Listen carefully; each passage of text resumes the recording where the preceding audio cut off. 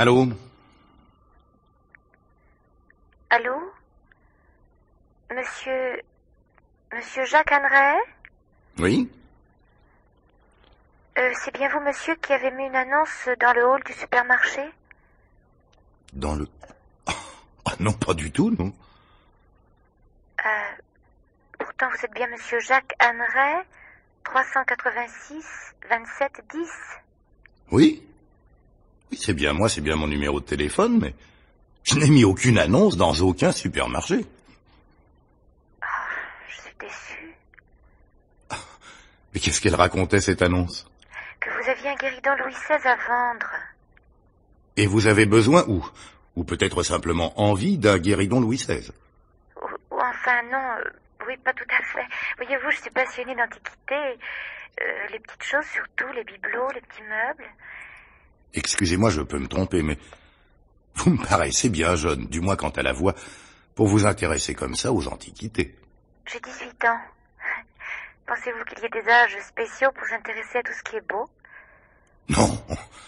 Non, bien sûr. Mais à votre âge, il me semble qu'on doit plutôt avoir envie d'aller dans les boîtes, sortir avec des copains, collectionner les derniers disques à la mode, faire des balades dans la nature, plutôt que de courir les antiquaires et les antiquités. Que voilà un préjugé qui me dit que vous n'avez plus 20 ans? En effet, j'en ai le double. 2 fois 20 ans? Si vous voulez, oui. Piètre consolation. Et vous êtes complexé par votre âge? Il paraît que c'est le passage difficile pour un homme. Mais vous êtes bien jeune pour savoir ça et vous y intéresser. Cessez de mettre ma jeunesse en avant, comme si c'était une maladie que vous regrettez de ne plus pouvoir attraper. Il y a un peu de ça. Chaque âge a les joies qu'il veut bien s'accorder.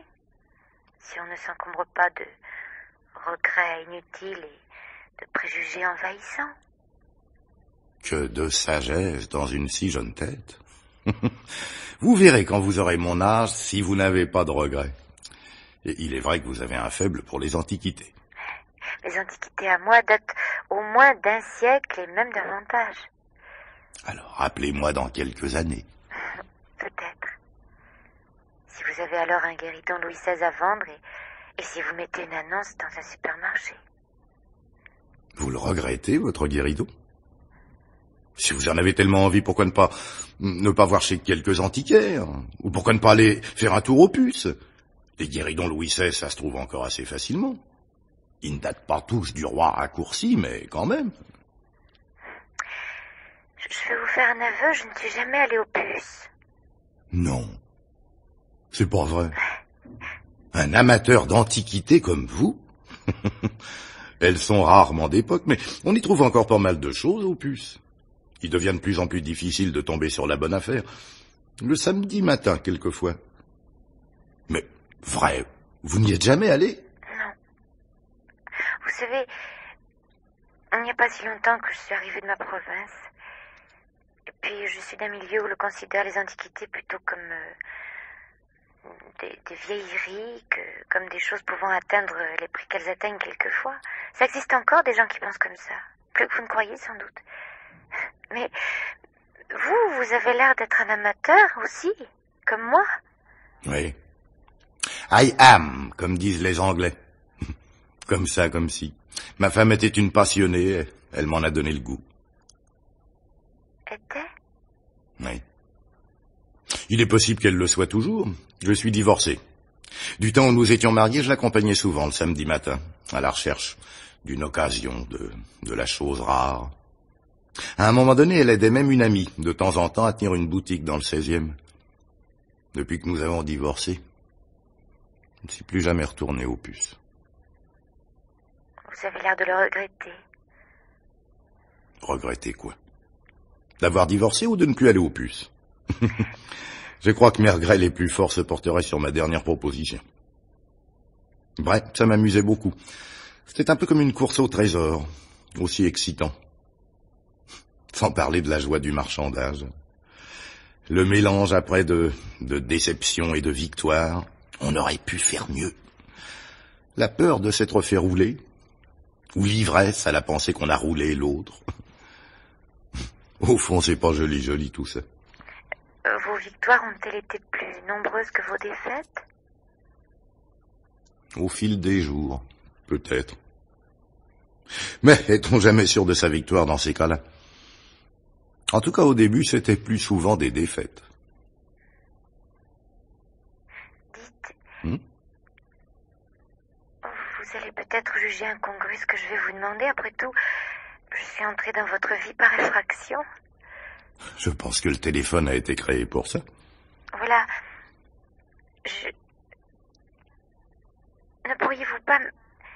Ne voudriez-vous pas m'accompagner un samedi matin, là-bas? Vous me donneriez des leçons, en somme, comme un professeur. Un professeur? Pourquoi pas? Présentez comme ça, votre respectabilité est sauvée, et ma vanité d'homme n'est pas sollicitée. Si vous ne voulez pas, si vous pensez que j'ai trop de culot... Non, pas du tout. Alors je vous ai froissé, j'en suis navré. Je suis un affreux cynique, vieux jeu. Une maladie de l'âge, pardonnez-moi. Je vous pardonne. Alors c'est d'accord? Samedi prochain? Vous voilà excité comme une enfant que vous êtes. Attendez que je réfléchisse. Oui, samedi, c'est d'accord. À 10h, ça vous va? Oui, où? Voulez-vous que je passe vous chercher en voiture? Où habitez-vous? J'aimerais mieux qu'on se donne rendez-vous ailleurs, à cause de mes parents. Seigneur. Vous me ramenez des années en arrière, quand j'étais étudiant et que je donnais rendez-vous à mes flirts devant la fontaine Saint-Michel. Mais si vous le voulez, on peut se retrouver devant la fontaine Saint-Michel. Et comment vous reconnaîtrai-je? Vous aurez le Times à la main? Non, arrêtez-vous du côté de la place Saint-André-des-Arts. C'est moi qui essaierai de vous reconnaître. Et ne me dites pas le nom de votre voiture, je ne m'y connais absolument pas en automobile. Je peux au moins vous dire qu'elle est noire. À samedi, alors? Oh, quel est votre nom, au fait? Chère correspondante inconnue. Vous connaissez mon nom, mais j'ignore le vôtre. Anne-Lise. Lise est votre nom de famille? Non, Anne-Lise, c'est mon prénom. Pour vous, je ne veux être qu'Anne-Lise. De la pudeur, de la prudence ou du romanesque? Attention, petite fille, vous commencez déjà à mettre du romanesque dans un rendez-vous d'affaires. Pardon, un rendez-vous pédagogique. À samedi? Oui, d'accord. À samedi.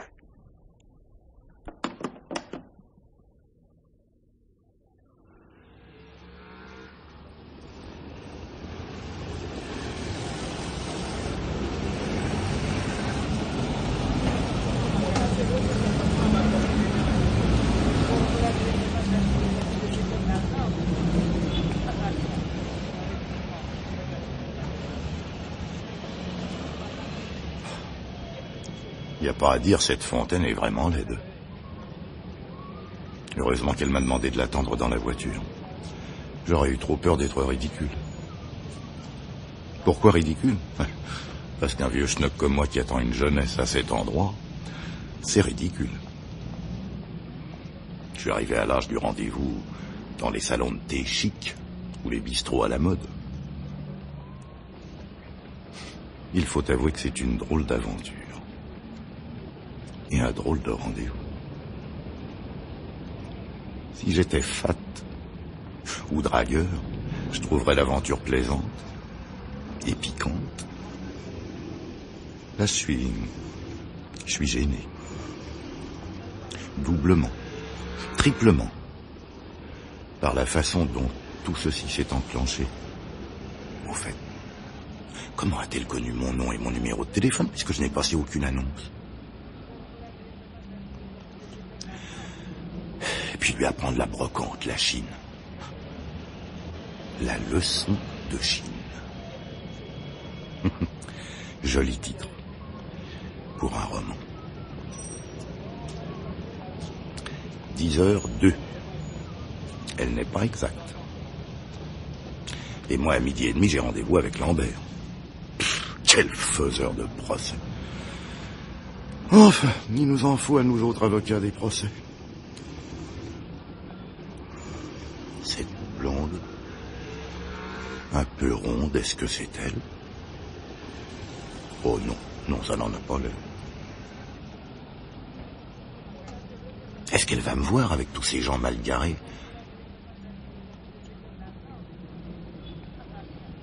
Est-ce que ce serait cette brune qui regarde autour d'elle? Comme elle est pâle. Ses yeux sont beaux, beaux et tristes. Et ses longs cheveux. Elle a souri. Elle vient vers moi. Excusez-moi, j'étais un peu en retard. Ce n'est rien. Montez.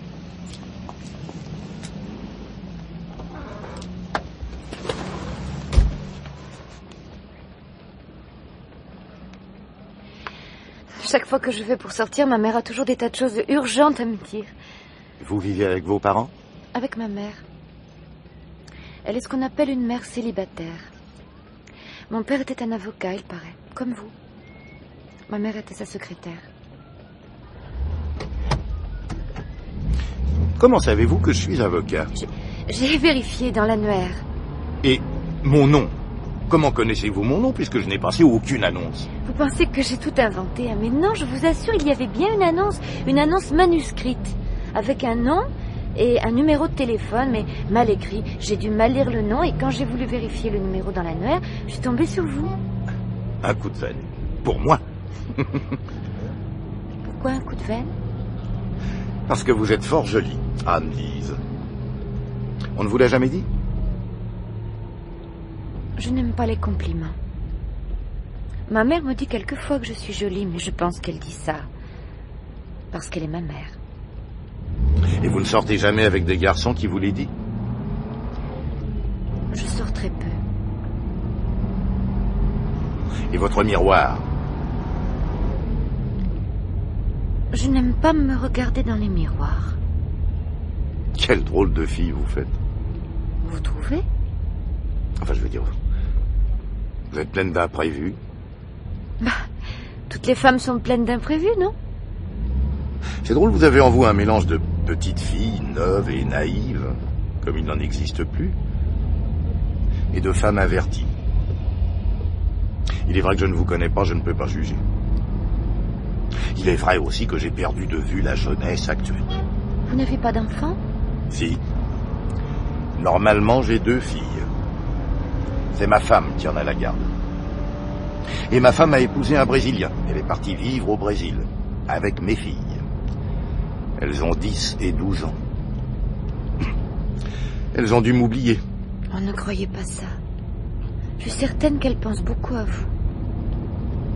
Un père qu'on ne connaît pas, c'est comme un amoureux qu'on attend. Vous savez qui a été votre père? Oui. Et il n'a pas voulu épouser votre mère? Non, c'est elle qui n'a pas voulu. Il était marié, il avait des enfants. Et elle n'a pas voulu qu'il divorce. Au fond, elle avait toujours eu envie d'avoir un enfant, mais pas d'avoir un mari. Comme beaucoup de femmes. Vous croyez? Et qu'est devenu votre père? Il est mort il y a longtemps, dans un accident de voiture. Vous ne l'avez jamais connu? Enfin, jamais vu? Non. Mais je l'ai souvent imaginé, je sais comment il était. Je lui ai parlé. Comment ça, vous lui avez parlé? Oui. En imagination, bien sûr.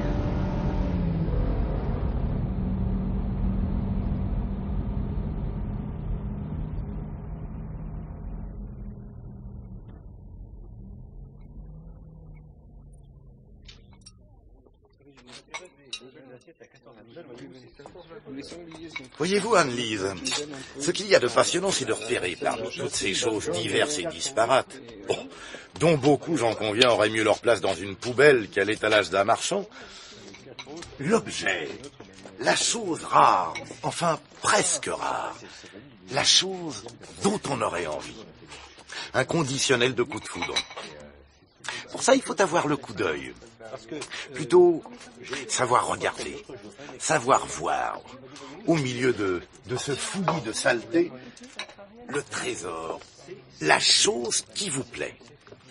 Surtout et avant tout, si elle ne vous plaît pas, vous ne saurez pas l'acheter, même si vous pensez que vous ferez une bonne affaire. Tenez, asseyons-nous une seconde, je vais vous expliquer. La chose doit être l'objet dont vous rêviez dans un coin de votre passion pour les vieux objets, qu'elle soit amusante ou historique, anecdotique, inutile ou fonctionnelle, représentative d'une époque, objet courant dont l'utilité a disparu et qui vous rappelle tout un monde, qui vous permettra de donner un cours de petite histoire à vos amis. Toujours flatteur pour la vanité, ça. On a tous un petit coin revanchard de pédagogue. Les détails de la vie familière d'autrefois, une mode qui a son charme, sa nostalgie, que vous faites revivre sur un ton qui se veut ironique, mais qui n'est que de regret souvent. Chaque objet a son histoire, en dehors de l'histoire, avec un grand H. Oui, vous avez raison, mais si l'on peut facilement, ou moins facilement quelquefois, arriver à connaître la place de l'objet dans le contexte social et familier de tous les jours, que ce soit dans la petite ou la grande histoire, il n'est pas possible de connaître la vie de l'objet à travers les siècles. Voyons, petite Anne-Lise, c'est là que doit intervenir votre faculté d'imagination, dont vous me paraissiez si fière tout à l'heure. Bien sûr, mais je peux quand même vous dire que ma faculté d'imagination, comme vous dites, a du mal à imaginer quelquefois. Cependant, c'est ça qui me fait aimer tous ces objets anciens. Je les vois, je les imagine dans leur cadre au cours des siècles. Mais continuez la leçon, je suis passionnée. Admettons que j'ai repéré l'objet qui me tente, qui me séduit. Alors que dois-je faire? Surtout, ne pas vous précipiter. Jetez un regard volontairement distrait, vous arrêtez comme machinalement, examinez d'autres objets, les prendre en main, demander quelques prix. Enfin, en passant comme ça, demandez le prix de celui qui vous intéresse. Marchandez à propos d'un autre objet. Puis, et celui-ci, direz-vous, combien me le feriez-vous? Peut-être vous le prendrai-je en plus de celui-là, si vous me faites un prix, hein, etc. Surtout, calculez bien ce que vous avez envie d'y mettre pour avoir l'objet de vos désirs. Calculez sa vraie valeur, faire la moyenne, et essayez de ne pas lâcher tant que vous n'êtes pas certaine d'avoir tout tenté. Hein? C'est un jeu. Un petit jeu encore possible avec ces marchands ambulants, à la sauvette. Ne voulez-vous pas qu'on passe à la pratique? Puis vous voulez, qu'allons-nous chercher? Ah bah, un guéridon Louis XVI. N'est-ce pas pour ça que nous sommes venus? Oui. Bon, j'ai compris. Vous êtes ou vous deviendrez bientôt un vrai amateur. Celui qui vient pour acheter un guéridon Louis XVI et qui repart avec une commode Charles X. Vous avez raison, il faut être disponible, se trouver une excuse pour venir et chercher quelque chose de précis, mais ne pas refuser l'occasion qui se présente à vous. C'est ça qu'on appelle faire la Chine? Ah non. Non, la Chine est le fait de spécialistes, qui vont partout, dans le nord comme dans le midi, dans l'est comme en Bretagne. Venez, Anne-Lise, vous allez d'abord me regarder faire. Une autre fois, ce sera votre tour de parler et à moi de me taire. Nous allons passer parmi les marchands. Vous m'indiquerez d'un signe discret l'objet qui vous ferait plaisir. Et moi, je me ferai un plaisir de vous l'offrir. Ah oui, d'accord. Ma seule étoile est morte et mon luth, moi, celui qui est mort.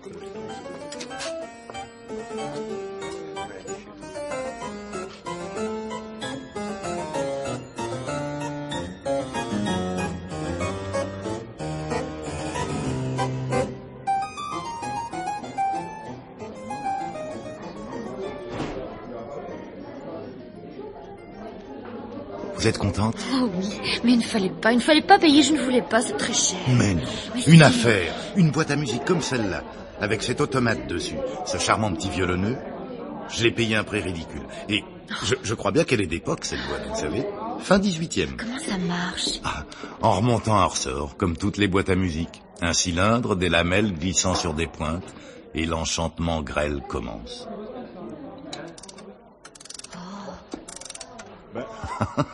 Vous avez l'air émerveillé d'une petite fille, Anne-Lise. C'est fantastique, vous savez, je n'en avais jamais vu de près. À la télévision, oui, mais pas de près. Quelle présence, quelle ingéniosité, quelle fragilité. Que voit votre imagination? Deux choses. D'un côté, l'artisan minutieux et génial avec des lunettes, une loupe à l'œil, ajustant, fignolant, agençant cette merveille avec passion, avec amour. Vous avez mis la passion avant l'amour. Oui, la passion pour son métier et l'amour pour la chose créée. Et votre autre vision? Oh, des marquises dans un salon. Quelle ravissante chose vous venez d'acheter là, ma chère. Et ce petit violonneux, il joue vraiment. Quelle merveille. Cet artisan a des doigts d'or. Il paraît que la princesse de Lamballe lui a acheté tout un petit théâtre qui joue le devin de village de monsieur Jean-Jacques Rousseau. Vous vous y voyez, hein, Anne-Lise. Votre imagination est une machine à remonter le temps. Remonter le temps, pas encore. Mais ça viendra. Oh, je dois partir. Il est près de midi. Non, vous savez ce que je pense? C'est que cette petite merveille serait particulièrement mise en valeur sur un guéridon Louis XVI. Et je pense que si vous le voulez bien, samedi prochain. Samedi prochain? Hein? Oh oui, je veux bien. À la même heure, même endroit? Vous ne voulez pas que je vous raccompagne? Non, merci, je vais prendre le métro. Vous voilà bien pressé tout à coup. Allez-vous à midi vous transformer en petite souris si vous ne me quittez avant? Oh, peut-être. À samedi. Elle est partie. Quelle drôle de fille. Imprévue. Touchante, troublante, directe, secrète. Oh là, Jacques, mon ami, tu te fais du cinéma. Elle ressemble à toutes les filles de son âge, fraîche comme sa chair, neuve et vieille à la fois, ingénue et perverse. Non, elle a quelque chose de secret en elle. Et des élans si spontanés. Jacques Anneret, vous êtes en train de devenir amoureux. Encore une fois. Amoureux. Et après? La, la, la, la, la, la, la, la, l'air, la, la, la, la, la, la, la, la, la.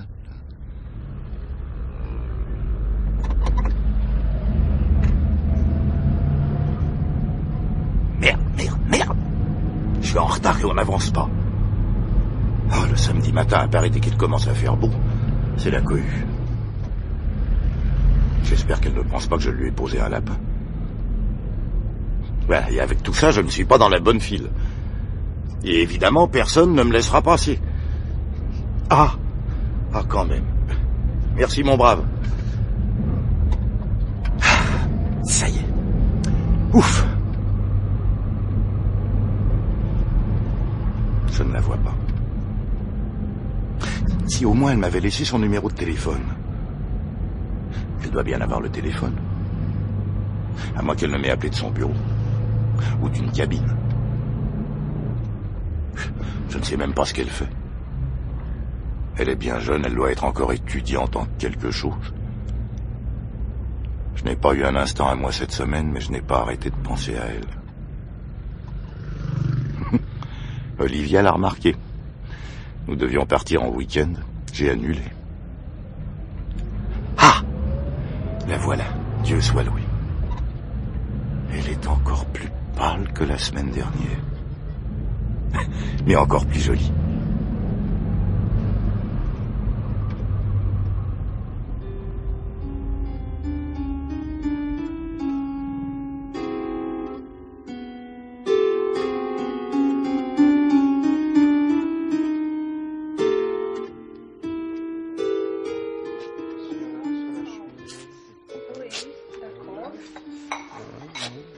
Aujourd'hui, c'est vous qui faites tout. Si vous voulez passer par ici... Cherchez, vous repérez et vous marchandez. Très timide. Oh, pas tellement que ça. Oh, je sais à quoi vous pensez. Je me demande comment j'ai fait pour être si hardi l'autre jour. Peut-être parce que vous m'avez parlé de choses qui me passionnent. C'est à ça que j'ai pensé. Non, à vous en tant qu'homme. Quoi que vous puissiez en penser. Et aujourd'hui? Aux deux. J'apprécie la compagnie d'un homme comme vous, agréable, disert. Mais Mais je ne dois pas penser à autre chose. C'est ça que vous alliez dire? je ne sais pas. Peut-être. Les filles apprennent d'instinct, paraît-il, à faire des avances ou Oui, je suis à vous tout de suite. Alors, prononcer des refus. Moi, je suis novice en cette matière. Vous n'allez pas me dire que vous n'avez jusqu'à présent intéressé aucun garçon et que vous ne vous êtes intéressé à aucun homme. C'est pourtant la vérité. Voilà pourquoi vous me faites peur. Ce n'est pas que je vous refuse, mais vous me faites peur. Peur? Cherchons, voulez-vous.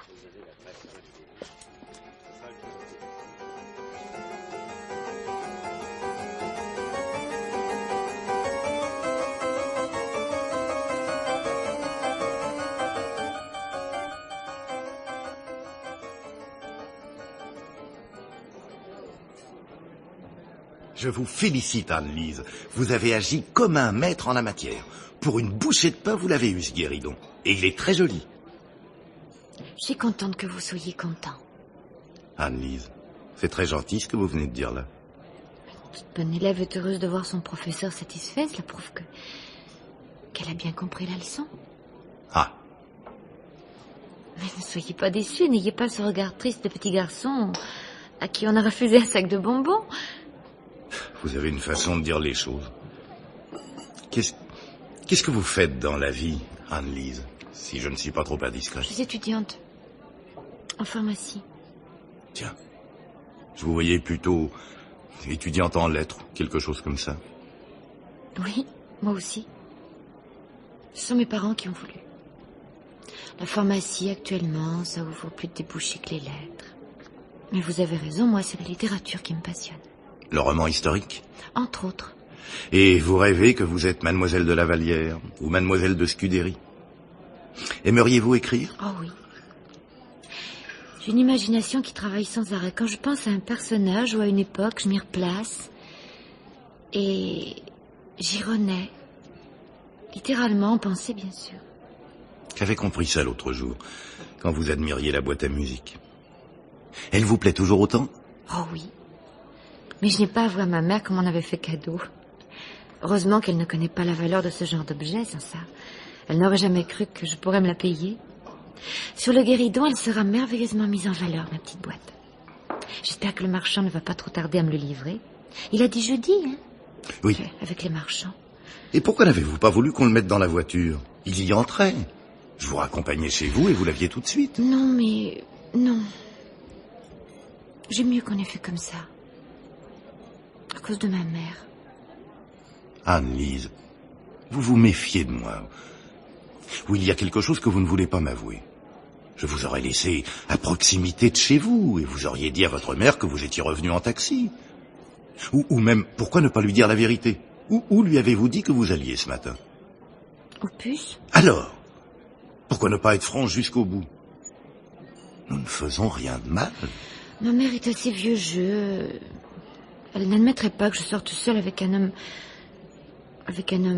plus âgé.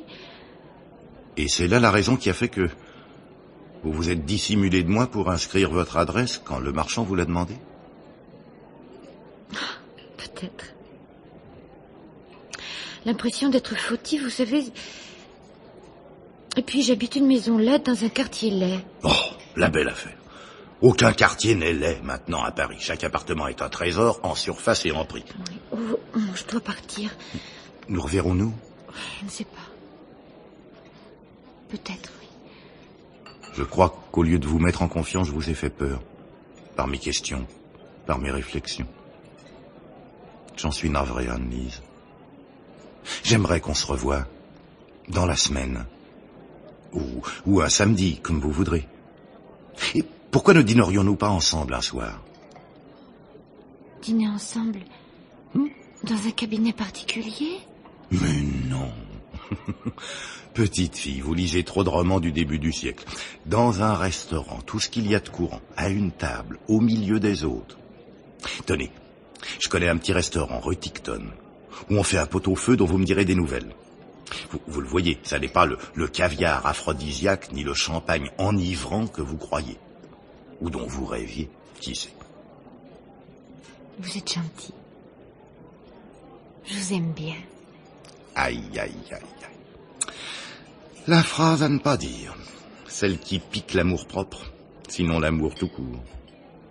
Elle m'aime bien. Pourquoi ne m'aimerait-elle pas davantage? Non, non. Non, ce que... je ne voulais pas... Qu'est-ce que vous ne vouliez pas? Que vous me parliez d'amour. Je m'en vais. Je vous téléphonerai. Peut-être. Peut-être.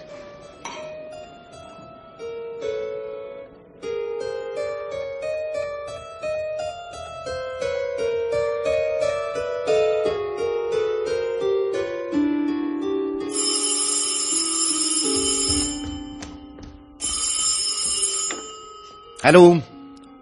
Allô? Qui est là? Parlez, qui demandez-vous? Ah. Encore une plaisanterie.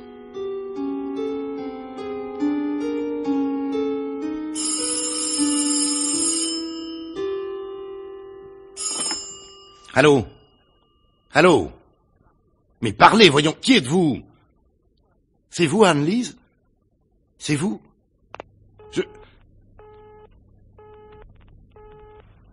Elle a raccroché. Pourquoi elle? Le supplice du téléphone. Combien d'auteurs l'ont évoqué? Allô? Allô, Anne-Ray? Ah, c'est vous, Lambert. Oui.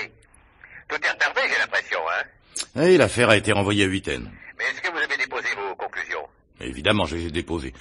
Bon, alors je vous rappelle, aussitôt que vous avez des nouvelles... C'est ça, rappelez-moi lundi prochain. Je vous rappelle. D'accord. Anne-Lise. Anne-Lise, où êtes-vous? Dans ce vaste Paris. Hésitez-vous à m'appeler? N'hésitez plus, ma chérie, je vous attends. Je désespère d'entendre votre voix. Allô? Allô? Allô? C'est vous, Anne-Lise? Oui. Je suis allé samedi à la Fontaine Saint-Michel. Vous n'êtes pas venu? Non. Qu'avez-vous? Vous êtes malade? Oh. Anne-Lise, pourquoi ai-je peur de vous le dire? Je vous aime, Anne-Lise. Je vous aime. Non. Taisez-vous. Il ne faut pas. Il ne faut pas. Pourquoi? Je sais, j'ai 23 ans de plus que vous. Anne-Lise, c'est de la folie, mais si on ne faisait pas de folie dans la vie, vaudrait-elle la peine d'être vécue? Oh, on s'aimera, si tu le veux bien, le temps que je sois encore jeune. Le temps que tu me trouves trop vieux. Taisez-vous. Taisez-vous. Pourquoi me taire? Pourquoi nous taire? Dis-moi, où l'on peut se voir? Je n'en peux plus, je veux te voir. C'est de plus en plus difficile. Je ne peux plus. Je ne peux plus. Je refuse. Je refuse. Qu'est-ce que tu refuses, Anne-Lise? Mon amour ou le tien? Car tu m'aimes aussi, j'en suis sûr. Sans ça, tu n'aurais pas téléphoné aujourd'hui. Oui. Oui. Il faut nous revoir, Anne-Lise. Je veux t'aimer, t'embrasser, te bercer dans mes bras. Oh, ma petite fille. Oui. Nous revoir. Nous revoir, je ne peux pas. Je ne peux pas. Je veux... Qu'est-ce que tu as? Parle. Tu ne peux pas parler, ta mère te surveille? Non. Non. Anne-Lise. Anne-Lise. Il se passe sûrement quelque chose. Ou elle est malade, ou elle est séquestrée. Oh, séquestrée. Je fais du roman. Et pourtant, cette façon de parler haché, de chuchoter, peut-être qu'on la drogue. Peut-être qu'elle m'a menti, qu'elle vit avec un vieux qui a tout découvert et qui la séquestre. Un vieux comme moi. Si elle aime les gens qui lui rappellent son père, elle s'est peut-être déjà laissé prendre au piège. Au piège. Pourquoi ai-je employé ce mot? Je ne sais plus. Enfin, tout ça ne me dit pas ce qui se passe. Pourquoi elle ne m'a pas parlé davantage? Il faut absolument que je la retrouve. Eh oui. Mais comment? L'antiquaire. Bonjour. Vous ne me reconnaissez pas? Non. Excusez-moi, vous savez, on voit beaucoup de monde par ici. J'accompagnais cette jeune fille qui vous a acheté un guéridon Louis XVI. Il y a un mois, à peu près. Ah! En effet, je me souviens. Ah. Il y a quelque chose qui ne va pas. Elle a à se plaindre. Quand je suis allé le livrer, elle n'était pas là, je l'ai laissé à la concierge. Si la concierge l'a abîmé, moi je décline toute responsabilité, vous comprenez? Non, ça va très bien. Elle en est très contente. La concierge vous a payé? Oui. Elle avait une enveloppe de la part de la demoiselle. C'est elle qui m'a dit que la demoiselle, elle n'était pas là. Moi, je suis pas monté pour voir. Ah, voilà, je désirais offrir un bibelot à cette jeune fille. Un bibelot qui irait sur ce guéridon. Oh, tenez, cette lampe en opaline. Combien me la feriez-vous? 1000 francs. 1000 francs? Je vous en donne 600. Disons 900. 700. 850. Bon, d'accord. Vous avez conservé l'adresse de la demoiselle? Avec une petite médaille au centre. Oui, je dois l'avoir par là. Ça marche, c'était pas trop. Alors écoutez, viens voir chez monsieur va nous montrer les pièces. Permettez, ah, voilà. Ben voilà. Mademoiselle Anne-Lise Ferrer, 67 rue des Champs. C'est ça? Rue des Champs? Oui. Pourquoi? C'est pas ça? Si, mais c'est en face de chez moi. Je vous fais un chèque? Ah, si vous voulez. Vous l'emportez ou je dois la livrer? Non, j'emporte. Alors.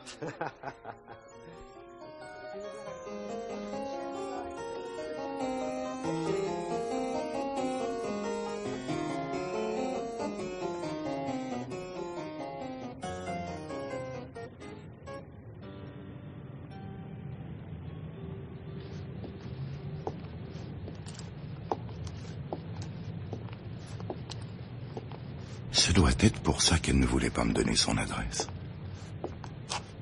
Elle habite juste en face de chez moi. La tour. De la tour, on plonge chez moi, dans ma petite maison. Mais moi, je ne peux pas remarquer les gens de la tour, ils sont trop nombreux. J'aimerais éviter la concierge. Un samedi midi où elle est en train de faire ses courses, où elle prépare son repas.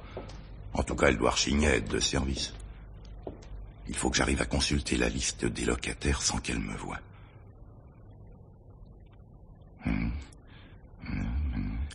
Ferrer.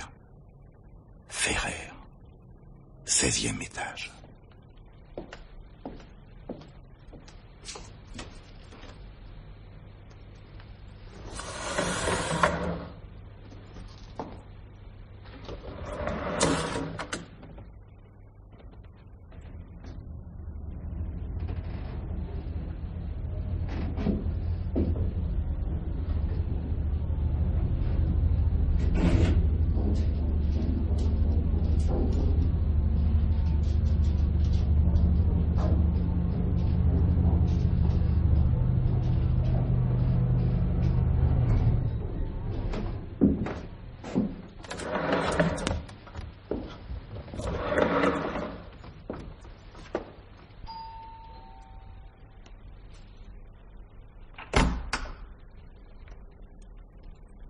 Monsieur? Madame, excusez-moi, je voudrais parler à mademoiselle Ferrer, s'il vous plaît. C'est ici, monsieur, mais ma fille n'est pas là. Ah, C'était pourquoi? oh, j'aurais aimé la voir. Et lui remettre ceci. Entrez.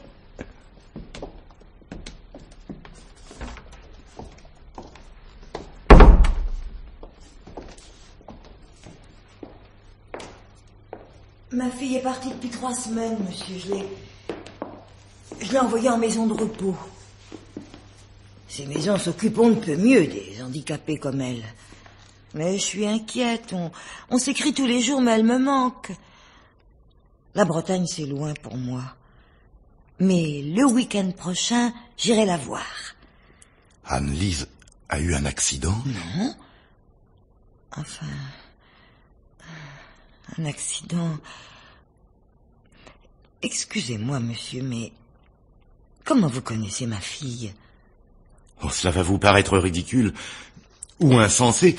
Une annonce que je n'avais pas mise dans un supermarché pour un guéridon. Tenez, comme celui-ci. Alors, j'ai proposé à votre fille de lui donner des leçons de Chine. Et c'est ensemble que nous avons acheté cette boîte à musique et ce guéridon. Et je venais lui apporter cette lampe parce que je pense que sur ce guéridon... Vous comprenez, l'autre jour au téléphone, elle m'a semblé bizarre. J'avais peur qu'elle ne soit malade. Et vous venez de me dire vous-même? Écoutez, excusez-moi, monsieur, mais je ne comprends rien à ce que vous me racontez. J'ai envoyé ma fille se reposer au grand air parce que je sentais qu'elle en avait besoin. Ah, ça n'a pas été facile pour la décider. Mais une enfant de son âge, passer ses journées derrière cette fenêtre à regarder ce qui se passe dans la rue avec des jumelles, c'est pas normal. Je sais bien qu'elle s'est créée une vie à elle, des rêves, mais pourquoi refuser obstinément de sortir? On voit dans la rue des petites voitures très maniables avec d'autres handicapés. Handicapés, dites-vous? Écoutez, ma fille à l'âge de 12 ans a eu un accident de voiture avec son père, mon mari. Mon mari a été tué. Ma fille, elle, s'en est sortie. Mais paralysée, des membres inférieurs entièrement paralysés. Oh, nous avons tout essayé. Mais il n'y a rien eu à faire. Elle ne parle jamais de l'accident, mais je pense qu'elle en veut à son père. C'est une enfant hypersensible. Elle me dit souvent qu'elle a vu son père, qu'elle lui a parlé. Ça m'inquiète. Le guéridon, la boîte à musique, elle m'a dit les avoir achetés par correspondance. Elle a de l'argent à elle que je lui donne de temps en temps, mais ça n'en sert jamais. Tenez, monsieur. Voilà sa photo. C'est bien cette jeune fille-là qui vous avez eu affaire? Oui. Mais c'est pas possible, monsieur. Ma fille ne peut pas marcher. Elle a pas d'amis, je m'en désole assez. Enfin, d'amis qui auraient pu vous contacter de sa part, prendre sa place. Elle en a pas. Mais c'est impensable, vous comprenez, monsieur? C'est impensable. Et je vais vous dire, monsieur, nous n'avons pas le téléphone.